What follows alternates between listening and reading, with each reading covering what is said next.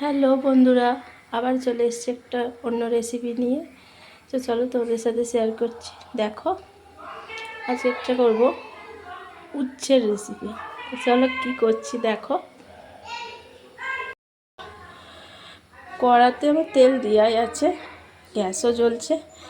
এর আগেও তো রান্না হয়েছে, তাই ওই কড়াতেই রান্না করছি। কড়াতে তেল দেওয়াই আছে, যে এইটা এবার দেবো কালো জিরে।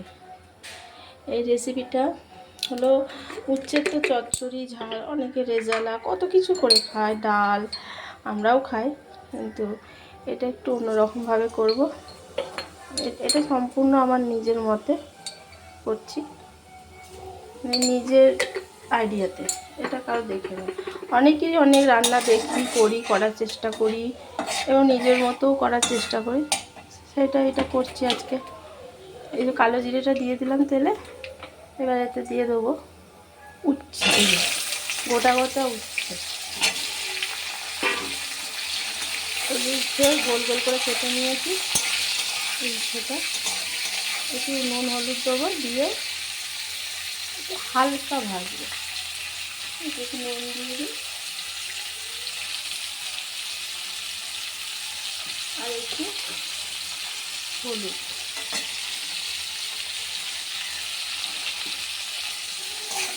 এটা একটু ভাজা ভাজা করবো, হালকা ভাজবো, তারপর তোমাদের দেখাবো এটা কী দেবো। ঠিক আছে, খুলে দেখে নিই কতটা কী হলো।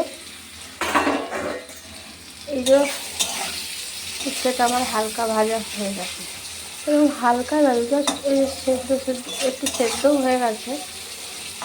ভাজতে ভাজতে সেদ্ধ হয়ে যাবে উচ্ছে, আর কতক্ষণ লাগে, এরকম ভাজা হয়ে যাবে। এবার এতে আমি যেটা দেবো সেটা হলো, এটা আছে সর্ষে, আছে পোস্ত, আছে একটু তিল, সাদা তিল আছে, আর কাঁচা লঙ্কা আছে। এইবারটা আমি এতে দেবো।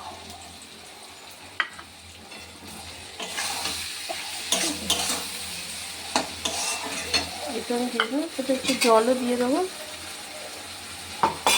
একটু ফুটবে, যেহেতু মশলা যে কোনো জিনিসেরই একটু কাঁচা গন্ধ থাকে।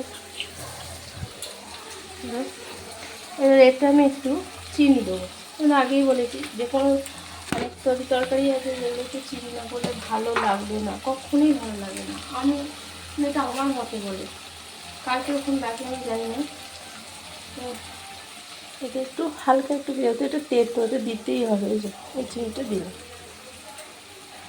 এতে একটু হলুদ দেবো, অল্প একটু দেবো।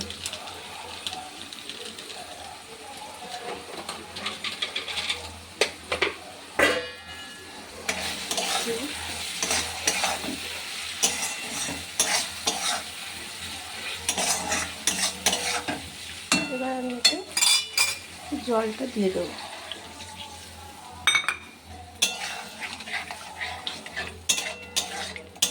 একটু আর বন্ধুরা, এটা একটু ফুটবে, এর গা মাখা হয়ে যাবে।